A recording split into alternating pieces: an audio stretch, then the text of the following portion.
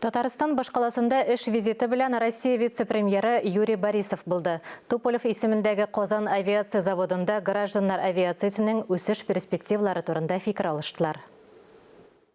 Россиянең пассажирлар авиациясы нәкъ менә шушы урында, Казандагы Горбунов исемендәге завод базасында башлана. Тиздән биредә Ту-214 самолетын җыюга керешәләр. Россия хөкүмәте вице-премьеры Юрий Борисов Татарстан президенты белән предприятие территориясын карады. Киләчәк перспективалар белән кызыксынды.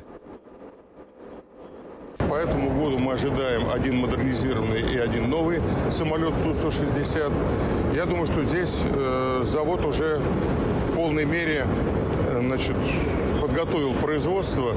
Поэтому сегодня мы будем обсуждать вопросы, как выйти нам поэтапно на минимум 10 самолетов Ту-214. Монда җыштырылган самолетлар илнең иң зур авиакомпанияләренә җибәрергә тиеш. Күпләр бу модель белән таныш инде. Ту-214 заманча 2 двигательле самолет. Беренче очыш 96 елда ясалган иде.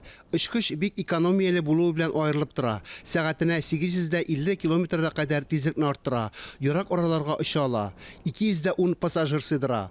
Аны махсус заказ буенча аз санда җыштыралар.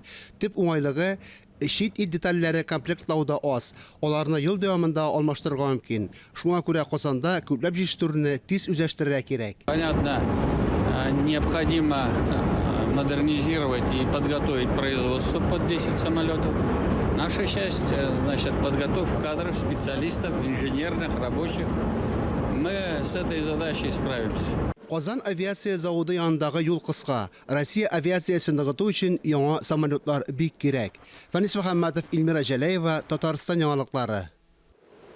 Ярдәм чараларын КАМАЗда көтә. Бу хакта бүген Чаллыда Юрий Борисов хәбәр итте. Республика премьер-министры Алексей Песошин белән бергә җитештерү линияләрендә булдылар. Юрий Борисов билгеләп үткәнчә, завод эшен дәвам итәчәк, җитештерү күләмнәрен кыскарту буенча планнар юк. Чит ил көндәшләренең китүе КАМАЗга Россия базарының төп өлешен алырга мөмкинлек бирә. Интернет белән бәйле шикләүләр күп кешедә сорау уята. Мәсәлән, Татарстанның популяр маркетплейсларына санкцияләр кагылмый. Аларның эше элеккечә дәвам итә дип ышандыра белгечләр. Заказлар да бар һәм логистика үзәкләре дә буш тормый. Моңа безнең хәбәрчеләребез дә инанды. Склад умарта оясы кебек гөжли. 5000 эшче интернет аша сатып алынган клиент заказларын тизрәк җыярга ашыга. Серләрне Татарстан Республикасы Иктисад министры Мидхат Шәйхмәтовка ачалар. Ул интернет ритейлерларын үткәрергә килгән. Алар безнең базарда катлаулы шартларда эшләвен дәвам итә. Шәһәрләр акрынрак ачылырга мөмкин. Арендаторлар белән күпмедер вакытка ташламалар ясарга сөйләшенгән. Әлегә алар барысы да шул ук товарларны ала, логистика инде күптән җайга салынган. Җитештерү операцияләре күзлегеннән караганда берни дә үзгәрмәде. Логистик инфраструктурасы бик җитди төзелгән. Монда 400 эш үзәге һәм зур фулфил.